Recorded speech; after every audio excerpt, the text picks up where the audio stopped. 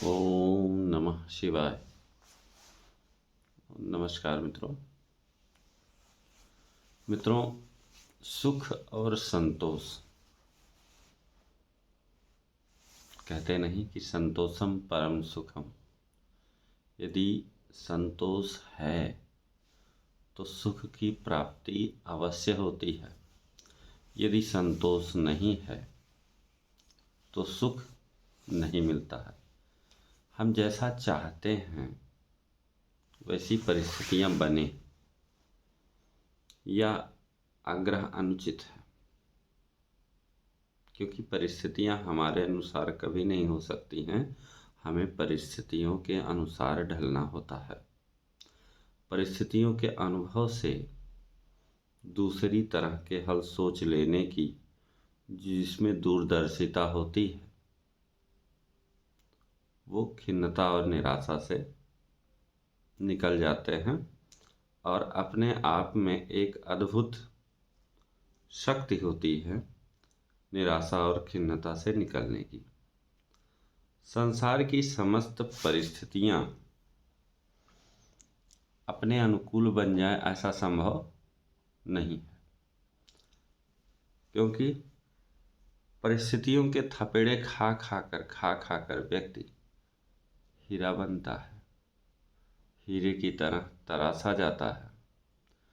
परिस्थितियां ही व्यक्ति को जो है मजबूत बनाती हैं। अगर हर समय आपको एक जैसी परिस्थिति हो, कभी कोई समस्या ना आए, कभी कोई चैलेंजेस फेस करना ना पड़े, तो ऐसी स्थिति में व्यक्ति के अंदर की जो क्षमता होती है धीरे धीरे कम होने लगती है। उसके अंदर जो है जो जूझने की लड़ने की क्षमता होती है वो कम होने लगती है। इसलिए कहा जाता है कि जीवन में जो संघर्ष है वो आने चाहिए, क्योंकि संघर्षों से ही पता चलता है कि हमें क्या उसे झेलने की क्षमता है हमारे अंदर। अगर संघर्ष आपने नहीं किया है और बिना संघर्ष किए हुए ही आप आगे बढ़ गए हैं तो आप डिज़र्व नहीं करेंगे। आप उन चीज़ों की कीमत नहीं समझेंगे जो चीज़ें आपको मिल गई हैं। ईश्वर की इच्छा से अपनी इच्छा मिलाकर चलने वाला व्यक्ति ही आगे बढ़ता है, और ईश्वर की इच्छा में अपनी इच्छा मिलाकर जैसा ईश्वर चाहता है वैसा व्यक्ति को अभिनय करना पड़ता है, उस नाटक में भाग लेना पड़ता है। और ऐसा अभिनय करते समय उत्साहित होकर के व्यक्ति अभिनय करते करते अपने आप को तराशता है, और तराशते हुए जो है उसके लिए यहाँ कुछ शांति और संतोषदायक होती है। जैसा ईश्वर चाहता है, अगर हम उस अनुसार अभिनय करते करते आगे बढ़ते रहें तो वो हमारे लिए शांति और संतोषदायक होती है। लेकिन परिस्थितियां हमारे अनुसार बन जाएं, ये ऐसा संभव नहीं।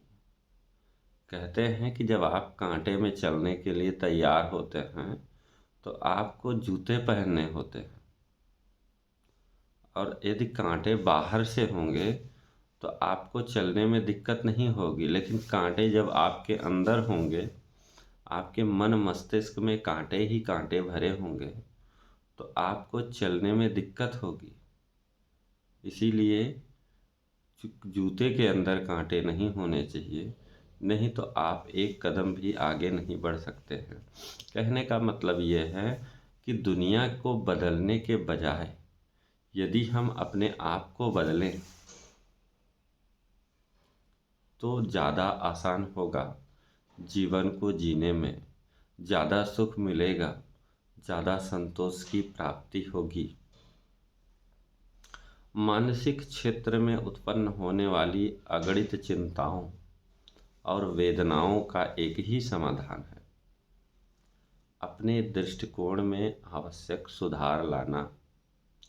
यदि आप अपने दृष्टिकोण में सुधार नहीं लाते हैं और दूसरों को चाहते हैं कि आपके अनुसार बदल जाए, तो ये जो है संभव नहीं है, ये समाधान नहीं है।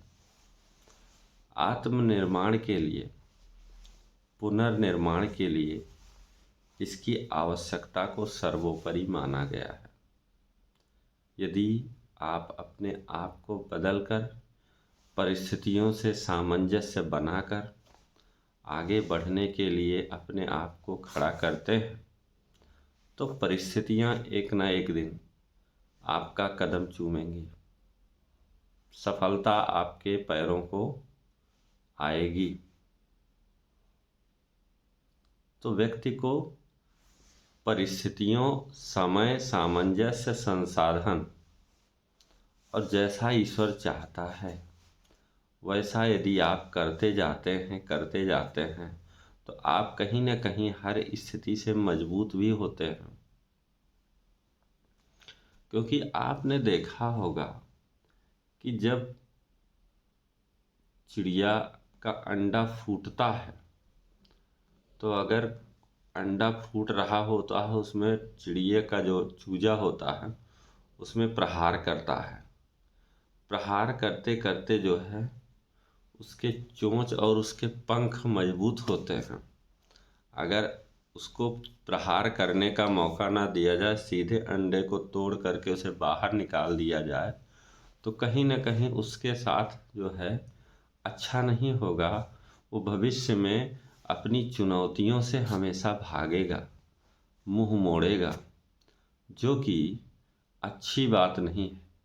यदि आप अपनी चुनौतियों से भाग रहे हैं, चुनौतियों से मुंह मोड़ रहे हैं, तो शायद आप अपने साथ अन्याय कर रहे हैं।